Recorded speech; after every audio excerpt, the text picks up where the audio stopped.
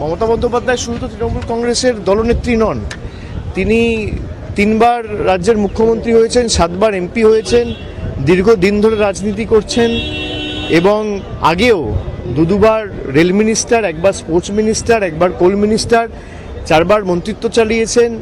এত দিন ধরে তার রাজনৈতিক কেরিয়ার এবং তিনি জনপ্রতিনিধি, 15 বছরের চিফ মিনিস্টার, মানে উদ্দেশ্য প্রণোদিতভাবে পুরোটা পূর্ব পরিকল্পিতভাবে যেভাবে বিজেপির গুন্ডারা আর যাদেরকে মানে ফুটেজে দেখা গেছে তারা তো কেউ পৃথক কোনো সাপোর্টার বা কর্মী নয়, তাদেরকে এমএলএর সাথে দেখা গেছে, তাদেরকে বিজেপির প্রার্থীর প্রচারে দেখা গেছে, বিজেপির বড় বড় সব নেতাদের সাথে তাদের ছবি রয়েছে, আমার কাছে ছবি আছে, আমি দেখাতে পারি আপনাদের।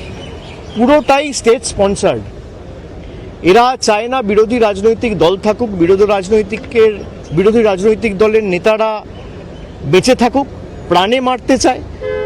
গতকালের যে ঘটনা এটা আবার প্রমাণ করছে। আপনারা দেখেছেন, আমি যেদিনকে এয়ারপোর্টে গেছিলাম, এখানে স্পিকারের সাথে দেখা করতে এসেছিলাম, সেদিনকে রাত্রে কলকাতায় ফিরে যাওয়ার সময়, খুব সম্ভবত 19শে জুন, এয়ারপোর্টে বন্দুক হাতে দেখা গেছে বিজেপির এক দুষ্কৃতীকে।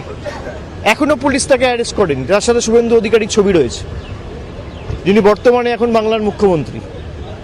যিনি বন্দুক হাতে এয়ারপোর্ট গেছিলেন তাকে পুলিশ এখনো পর্যন্ত গ্রেফতার করেনি, তার কারণ তাকে মদত দিয়েছে বাংলার মুখ্যমন্ত্রী শুভেন্দু অধিকারী। গতকালের যে ঘটনা ঘটেছে পুরোপুরি স্টেট স্পন্সার্ড এবং রাজ্য সরকারের সম্পূর্ণ মদত এই ঘটনার পিছনে না থাকলে কারো সাহস হয় না।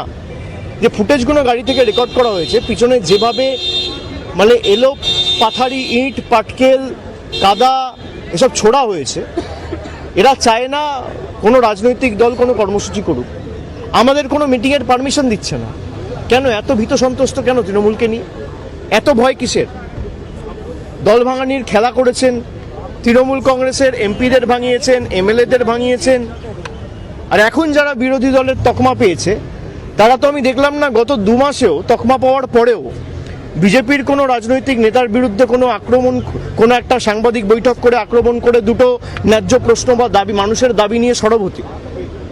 তারা আক্রমণ করছে তৃণমূল কংগ্রেসকে, তারা আক্রমণ করছে মমতা বন্দ্যোপাধ্যায়কে, তারা আক্রমণ করছে আমাকে, তারা আক্রমণ করছে এখনো যারা তৃণমূল কংগ্রেসকে ভালোবেসে দলটা করছে তাদের। এই বিজেপি আর বিজেপির বি টিম মিলে বাংলাটাকে শেষ করেছে।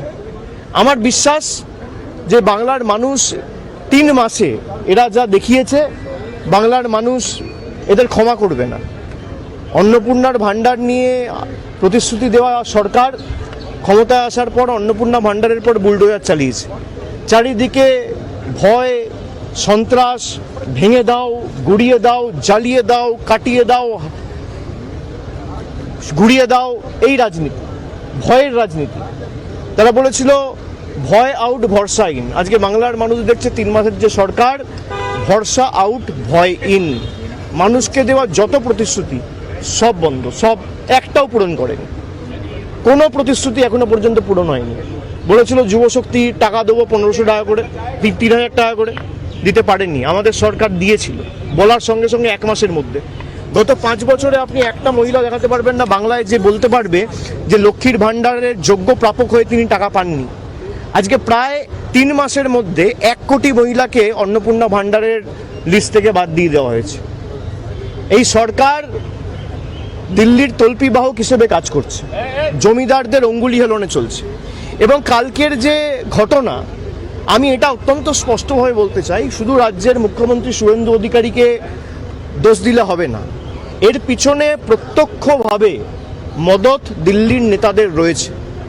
দেশের প্রধানমন্ত্রী, দেশের স্বরাষ্ট্রমন্ত্রী, দিল্লির সর্বোচ্চ নেতৃত্ব ইন্ধন এবং মদত না থাকলে এদের সাহস হবে না এই ঘটনা ঘটানোর। পুরোপুরি মদত দিয়েছে দেশের প্রধানমন্ত্রী, স্বরাষ্ট্রমন্ত্রী এবং বাংলার মুখ্যমন্ত্রী শুভেন্দু অধিকারী এটা এক্সিকিউট করেছে। তিনি তো কৃতদাস, তাকে যা বলছে তিনি তাই করছে।